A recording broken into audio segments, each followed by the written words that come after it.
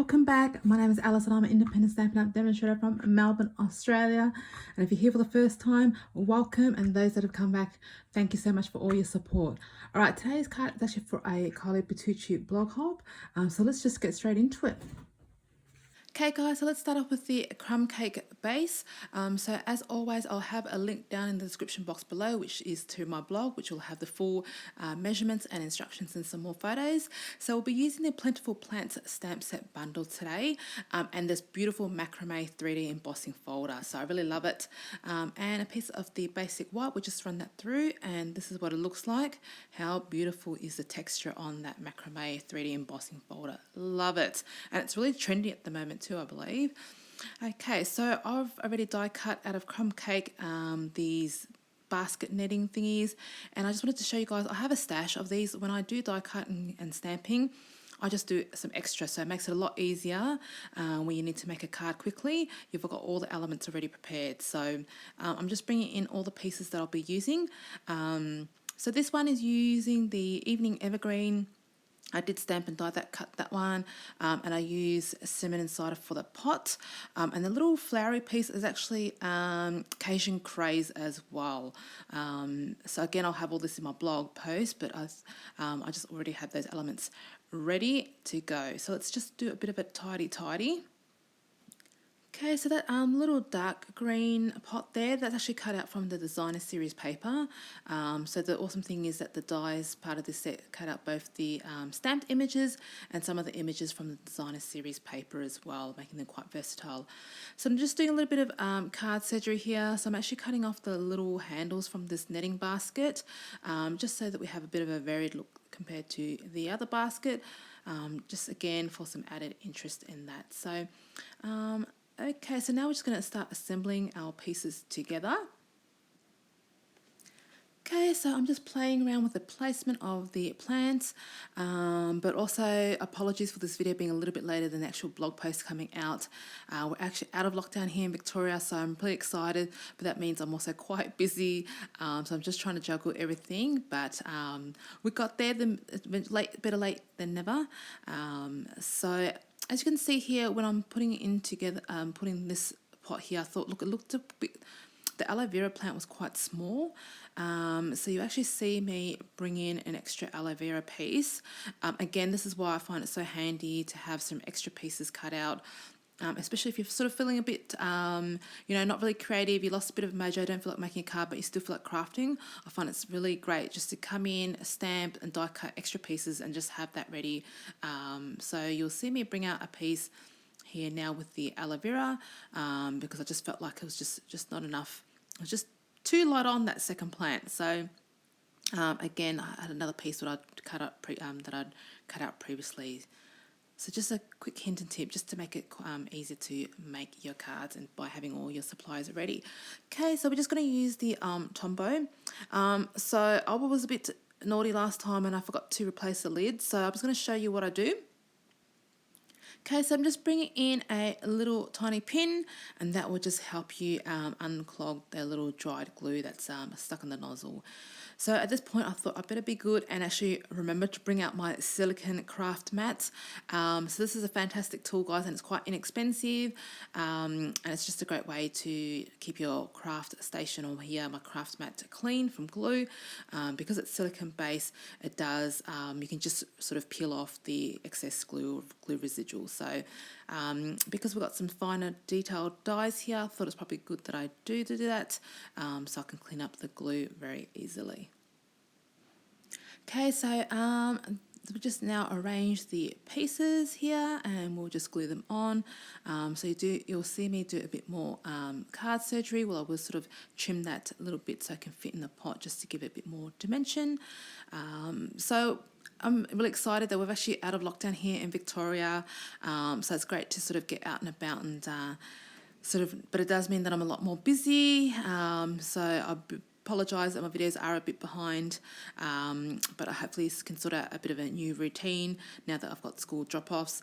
But what have you guys been doing? What's something that you've been looking forward to doing if you have been in lockdown that you've missed out on doing previously? Put that in the comments down below. I'd love to hear from you guys and get your thoughts. So at this stage, I've realised that I've actually got the pots the wrong way around, so I quickly just did, before the glue dried, I did remove that little leaf bit there because I wanted the aloe vera with the brown pot. So I'm just putting my stamping block there just to weigh it down because it's not a lot of glue that I'm working with, so I just wanted to make sure that it does glue on nicely. So just putting that extra weight helps it out a bit. So that's my aloe vera. See that I've just laid on 2 pieces just to give a bit more fullness to that pot. And I'm also bringing in that little, I believe it's Caucasian Craze, again, just to give us a bit of contrast between the 2 shades of Evening Evergreen. So just popping on some little points of glue. It will sit mostly by itself anyway, but you do just want that glue to help it out. And we wanted to give time for the glue to dry up. Okay, so what I'm actually going to bring in some here now is some very vanilla baker's twine. Again, this will just sort of have the basket sort of hanging, and it just adds another layer of texture and interest to the card. So here I am just sort of arranging best way. But then I realised before I actually add the twine to the card, I better actually stamp out the sentiment. So I'm using the thank you one from Plentiful Plants, and I just absolutely love the font on this one, guys. So check it out, but I'll be using the Evening Evergreen to stamp that on a scrap piece of some basic white cardstock there. Now, because we are using the photopolymer, I will bring out my black foam mat just to make sure we do get a nice crisp stamped image there. So stamping on that nice and straight. Okay, so hopefully you guys can't hear my neighbour cutting their grass, so but it is a beautiful day here in Melbourne, so I guess everyone's trying to mow their lawns. Okay, so now that that's stamped, I am going to bring in my little mini Stampin' Up guillotine. I love this. I'm sorry that it's not available, guys, but there are, I think, a Tim Holtz one, which is actually pretty good as well, but it's actually probably one of the most used tools on my craft desk because I can't cut straight, so I do like to bring this out just to get my edges nice and straight. Okay, so now that we've got the sentiment stamped out, I am trying to play with the placement of that. So you just sort of see me arrange it and try to figure out where I want to place this sentiment here. Okay, sorry, I did have to restart the recording because I did get a phone call, and I'll tell you guys about that in a second. I just want to show you guys about how I loop this thread through. So I'm just using some very vanilla baker's twine here. You can purchase that as part of a little bundle there with different colour things. So I want to thread that through our little hole there.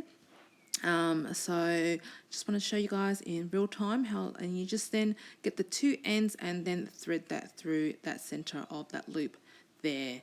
So I don't know what knot this is called, so if you do know what knot it is called, please leave a comment down below, but I just find that that's a lot more neater hanging up these little netting baskets. So I'll just do that again with the other one and I can show you, but I will put this in faster time. It's not that hard, just thread it through and then put the 2 ends through the loop again. Okay, so as I was saying, we had some really crazy weather. We had a windy night, which blew off the roof, some tiles off my roof, and then a couple of days after that, we had some torrential rain. So we had a lot of leaking. I had an internal water feature, so I am making some phone calls to get my roof repaired, and it's so hard to get people to call you back. So I did have to stop filming to take that phone call and try to arrange some people to come out to fix my roof. Oh, sorry, long story short. Okay, so back to the card here. So I'm just using some dimensionals. One of them will be flat and the other pot plant I will have on dimensional. So I'm bringing both the minis and the normal size dimensions there just to make sure we got enough coverage. At this stage, I don't know whether I'll be posting out this card, so I want to make sure we've got enough dimensionals to keep that card nice and raised without any saggy bits, because nobody wants any saggy bits. Okay, so just using the Tombow just to glue that piece, first piece down. So I'm still having a bit of problems with my glue from the looks of it. But anywho, so that one will be our flat layer. So just using the Tombow to give us a bit of wriggle room there. And then we'll bring in the second arrangement, and we're having that one on some dimensionals there. So just gluing that on that one there. So I do actually have a couple of indoor plants myself, and I've gotten better over the years in taking care of them. So let me know in the comments down below if you guys love to have indoor plants. I've actually got some Phalaenopsis, I don't even know how to say it, Phalaenopsis orchids, and I've killed so many of them, but I've managed to get a couple of them to bloom for me this spring, so I'm really happy about that. I've almost killed my fiddle leaf tree, but I've managed to bring back that from the brink of death. I had to do my research and Google it and realize I need a lot more sunshine and some less watering. So I have gotten better, but like, you know, I do have quite a record of killing some indoor plants. So let me know if you guys keep plants and maybe have a better success rate than I do. Okay, so I'm just bringing in the sentiment, and I thought I will layer that on some crumb cake. You know me, I don't like to measure if I don't have to. So all I'm actually just going to do is place that sentiment on the crumb cake piece, and then I'm just going to use my trimmer to cut a border around that. So it doesn't have to be perfect, and this is just, you know, saves me on having to measure things out. And I've just found this a lot quicker and easier to do. Just going to make sure though that that is glued on evenly, and I'm just bringing the trimmer just to give it a quick chop, and we're done. So look, I will still have measurements for those that need measurements in my blog post, which I'll have in the description box below if I haven't said that already. I think I have, so apologies. Okay, so then here I'm just realizing that like one edge is a little bit too thick, so just bringing in my snips to fix that side. So again, just using Tombow, I thought there's enough dimensions with the other plant, so I did have this flat on, and we're almost done with the front of the card. Now, in case I forgot to mention, which I think I did, I've just used Terran tape to glue the twine to the back of my card layer there, so you can sort of see the Terran tape there, and it is like a double-sided tape, so I do remove the edge piece just to make sure we can have that nice and flush when we glue that on. And I did have a bit of an extra bit of glue squirt out, so that's just me sort of spreading it out. I didn't want to have too much ooze out from the edge there and get our card messy. So there you go, that is the front of the card done. So let's just bring in I wanted to show you guys how I decorated the inside, so I'm just bringing in a piece of basic white. Again, measurements will be in the blog post, and I'm just bringing in the foam mat, so we can just, I'm going to show you how simple it is just to decorate it, and it just ties in the front of the card as well. So bring in some cinnamon cider there.